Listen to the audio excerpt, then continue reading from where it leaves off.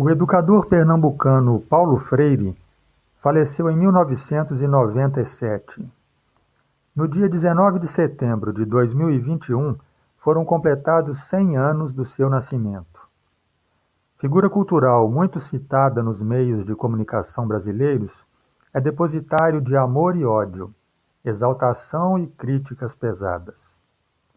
São muitas as alegações de quem o admira, e não menos numerosas as de quem o deprecia. Este vídeo traz duas longas listas com essas alegações. Analise ambas e tire as suas conclusões. Paulo Freire é um dos maiores mestres da educação mundial. Aquilo que ele faz nem é pedagogia, é um discurso político-social.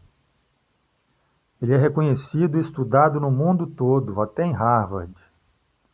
Harvard estuda Paulo Freire porque lá é cheio de acadêmicos comunistas. Isso não é mérito nem prova de sabedoria dele. Paulo Freire tem um método de alfabetização sensacional que alfabetizou adultos em 40 horas. Aquilo não é um método de alfabetização verdadeiro. Ler não é apenas reconhecer sinais montados. Mas há escolas de diversos países que seguem o seu método. Seu método não é seguido em lugar nenhum. Paulo Freire é um grande intelectual. Paulo Freire usava de doses de obscurantismo na sua linguagem, mensagens enigmáticas, o nada dizer parecendo ser profundo. Ele corrompeu o sistema educacional. Ele cultuava Che Guevara, Fidel Castro. Paulo Freire foi progressista e libertador. Paulo Freire defendia o português mal falado e investia contra as famílias. O seu método forma analfabetos funcionais e militantes de esquerda.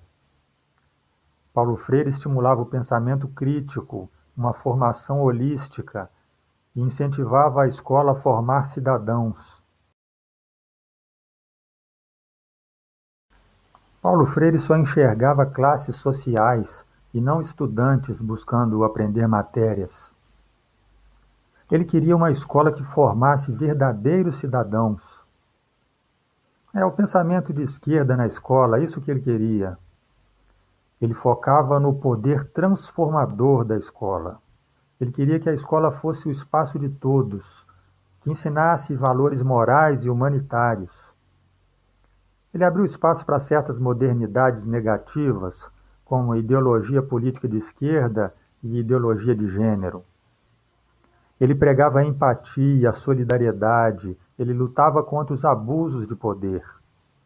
É um doutrinador que importou para a sala de aula o conceito marxista de opressor e oprimido. Sua proposta de educação visa uma sociedade mais igualitária e justa. Sua ideia de formar caráter é formar militantes de esquerda, perante sua ótica de ir contra o sistema capitalista. Mais do que memorizar conteúdos, ele propõe uma educação transformadora, com sentido prático, que transforma o sujeito em sujeito ativo. Ele propunha que se combatesse a alienação, que se provocasse reflexão. Para Paulo Freire, o mais importante é a liderança revolucionária, preparar o povo para essa tal revolução. O seu método valoriza a realidade social do aluno. Na verdade, o método dele restringe o horizonte cultural dos alunos. Mas ele ensina que a educação não deve ser jogada de cima para baixo. Ele quebrava a distância entre professor e aluno. Ele destrói a hierarquia entre professor e aluno. A sua ideia de igualar professor e aluno incentiva a falta de disciplina e respeito por parte dos alunos. Paulo Freire quebra a tradição de a escola apenas reproduzir o espírito capitalista. E as mazelas da educação brasileira não têm nada a ver com Paulo Freire. É por causa de Paulo Freire que o nível da educação brasileira está péssimo. Os que atacam Paulo Freire nunca o leram e não sabem nada do seu método. As pessoas que elogiam Paulo Freire nem o leram. As pessoas que não gostam de Paulo Freire no Brasil são assim porque a ideia dele de libertação não é bem-vinda pelos autoritários. Ele não é adorado por seu método de educação, mas simplesmente porque é um comunista. Paulo Freire era um barbudo careca. Paulo Freire era calvo e tinha barba grande.